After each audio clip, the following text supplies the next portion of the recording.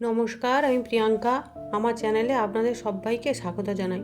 আজ একটা নতুন দিনের শুরু হলো। আজকে সকালবেলা ঘুম থেকে উঠে চা খেয়ে চলে গেলাম ব্রেকফাস্ট বানাতে। আজ ভাবছি একটু ঝাল মিষ্টি সুজি বানাবো।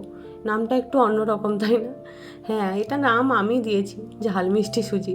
ওই কড়াইতে প্রথমে তেল দিয়ে নিলাম, তারপর পেঁয়াজ কুচি আর আগে থেকেই আমি গাজর, বরবটি, আলু সব কিছু কেটে রেখেছিলাম। কাঁচা লঙ্কা একটু বেশি করে দিয়েছি, দিয়ে লবণ দিয়ে তেল দিয়ে বসিয়ে দিলাম। ওটা একটু সেদ্ধ হোক, তারপরে সেদ্ধ নয়, ভাজা ভাজা হবে। ওটাকে একটু ভালো করে ভেজে নিতে হবে। আমি আমার বর দুজনেই সুজি খেতে বেশ ভালোই বাসি। আমার বর আবার এই ঝাল মিষ্টি সুজিটা খেতে ভীষণ ভালোবাসে। একটু ঝাল ঝাল হয়, মিষ্টি মিষ্টি হয়, ও আবার খুব ভালোবাসে এটা। আর ওইদিকে বাটিতে আমি গুড়টাকে গুলিয়ে রেখেছি, মানে গুড়টাকে ভেজানো থাকলে তবেই ওটা ভালোভাবে দিতে সুবিধে হয়। আমার কাছে গুড় ছিল, তাই আমি ব্যবহার করছি। আপনারা চিনি দিতে পারেন, গুড় তো সবসময় থাকে না, তাই আপনারা চিনির ব্যবহার করতে পারেন। এদিকে এটাকে আমি ভালো করে একটু নেড়ে নিচ্ছি। আর ওইদিকে কাজু কিশমিশটা ধুয়ে আমি রেখেছি, আর দুটো তেজপাতা নিয়েছি। এটা ভাজা হয়ে গেলে তারপর ওটা দেব। এই রেসিপিটা আপনারা মাঝে মধ্যে বাচ্চাদের করে দিতে পারেন। সবসময় ওই সুজির হালুয়া খেতে বাচ্চাদের নাও ভালো রাখতে পারে, ওই জন্য মাঝে মধ্যে বাচ্চাদের এই রেসিপিটা করে দিতে পারেন। তাহলে দেখবেন ওদেরও আর একঘেয়েমি লাগবে না, তো সবজিগুলোও খাবে, প্লাস সুজিটা তো হেলদি খাবার বলুন, ওটাও খেতে ভালো লাগবে। একটু মাঝে মাঝে করে দিলে ওদেরও একটু আলাদা রকম টেস্ট হলো।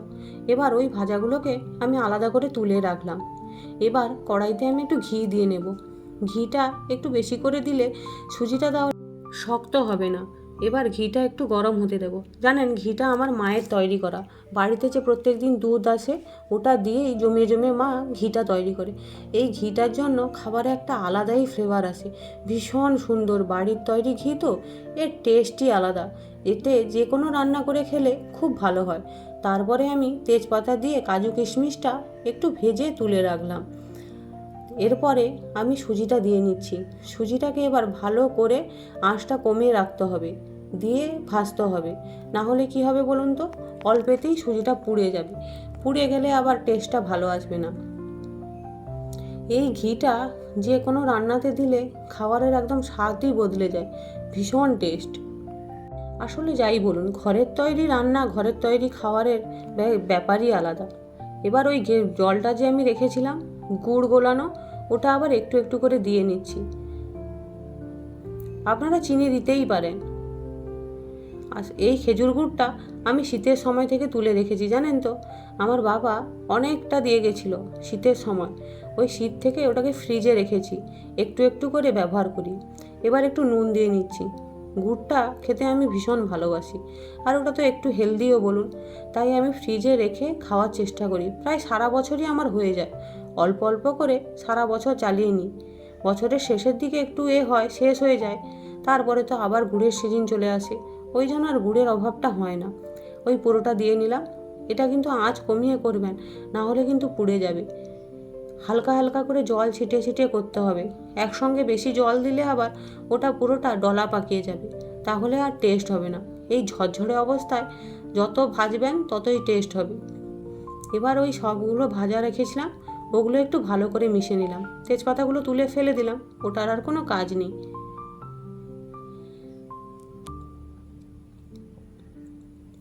এবার এটাকে ভালো করে নাড়িয়ে চাড়িয়ে নিতে হবে, যাতে কড়াই না বসে যায়। এবার শেষে আমি একটু নারকেল কোরানো দিচ্ছি। নারকেলটা আমার কাছে ছিল তাই দিচ্ছি, আপনারা চাইলে নাও দিতে পারেন। নারকেলটা দিলে না ভীষণ ভালো একটা ফ্লেভার আসে, বেশ ভালো লাগে খেতে। পুরো রান্নাটার স্বাদই বদলে যায় নারকেল পড়লে। আরও নরম নারকেল হলে তো আর বলতে হয় না। এটা একটু নরম নারকেল ছিল তাই দিয়েছি, বেশ ভালো লাগে খেতে। ব্যাস, আমার এইদিকে রান্নাটা প্রায় কমপ্লিট হয়ে এসছে। দেখুন, কমপ্লিট। এবার প্লেটে তুলে নিচ্ছি। দেখুন কেমন হয়েছে। আপনাদের ভালো লাগলে বাড়িতে কিন্তু অবশ্যই একবার ট্রাই করবেন, মন্দ হয় না কিন্তু খেতে।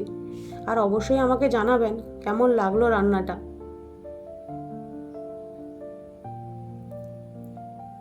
আর যদি ভালো লেগে থাকে তাহলে অবশ্যই চ্যানেলটাকে সাবস্ক্রাইব করে দেবেন, তাহলে নতুন নতুন রান্নার সঙ্গে আপনাদের সাথে আমার রোজ দেখা হবে, আর একটু গল্পও হবে। এই দেখুন, আর এইদিকে আমি বসে পড়েছি আমার সেই প্রিয় জায়গাটা জানালার ধারে। আশা করছি ভিডিওটা আপনাদের ভালো লাগবে।